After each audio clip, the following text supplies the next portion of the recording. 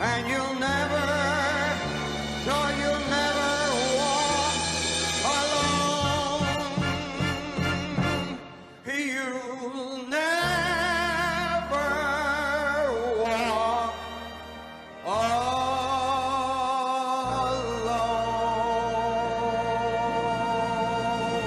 When I was 88, I started to feel the 90 effects. And you're torn between, isn't that wonderful, and 90. And what you do a lot is you're thanking God quietly for the gift, because I think it's a gift. According to the census in this country, there's not a lot of people that make 90. Right. So you start out with gratitude and with making sure you don't forget the blessings. But I get out of the shower, I look at a long full-length mirror, and I say, look at that. And I'm looking in the mirror and I'm saying, he made 90, but look at him. He looks 90 in this mirror.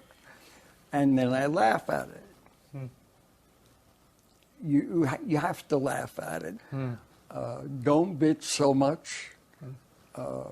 Be aware that everyone is watching the 90-year-old. The interesting thing to me, and the joy of doing this thing with Ray, is you get reminded of stuff you forgot. And that's what I love best about it, being reminded. You know, as I was looking back on your career, and I've rewatched so many of your movies over the last week or two. You got a lot of courage. Well, no, I don't. I laughed a lot, and my children did too, and their friends did as well, because we watched some of them as a group. How old are they? Well, I have a 17-year-old, a 12-year-old, and a 10-year-old. So imagine these kids watching your movies. What are you, Catholic? Yeah, well, yeah. Oh, okay. Yeah, I'm practicing. I haven't perfected it. I'm just practicing. But I'm amazed looking at you. You've reached 90. Most 90-year-olds, that's it. Yeah. They're not doing anything else. Jerry, you're on the road. You've got a new movie coming out. And I want to talk about that film, because I think there's a connection between your very earliest films and your whole body of work and this new film, Max Rose. But you can go from my first film to Max Rose. You can go from that to that, and you will not get anything alike. But there is a through line. You have to set your mind and your body to the new film, whatever the film is. And that's what I've done all of my career. Get set for this upcoming film. And Max Rose is an unusual film for Jerry Lewis. I'll say. There's none of the pratfalls. No. He doesn't walk into a wall, hang himself with a telephone cord. And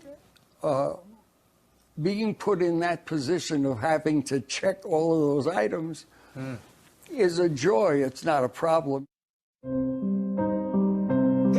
and I were married 65 years. I can't even remember my life without her. But the truth is, her life with me was a lie. Has something happened between you and Mom that you haven't told me or anyone? I wanted to ask you here because I thought it was really important for you to have some social interaction with your peers. Max is a piano player. Can you play the blues? I live the blues. For 20 years, you didn't act. And then you get this script one day. Why did you take this role? It's a very different character for Jerry Lewis. Well, the difference is, if Jerry Lewis is going to do another film, which is what's happening, he better have some reason, because without the reason, then you're just doing a film. Yep. But the reason in this case was that I fell in love with the script. And Daniel wrote from his heart. One final film. And it's good to go there once in a while. You learn a lot about yourself. It is kind of touch and go. And that they can't take away from me because that's part of what I do. And I take advantage of the fact that the viewers have seen me before. Well, that's part of the power of this piece. Yeah. Here is this performer, this film auteur that we've known our whole lives. And in this film, we don't just watch Jerry entertain us. We watch him reveal a part of himself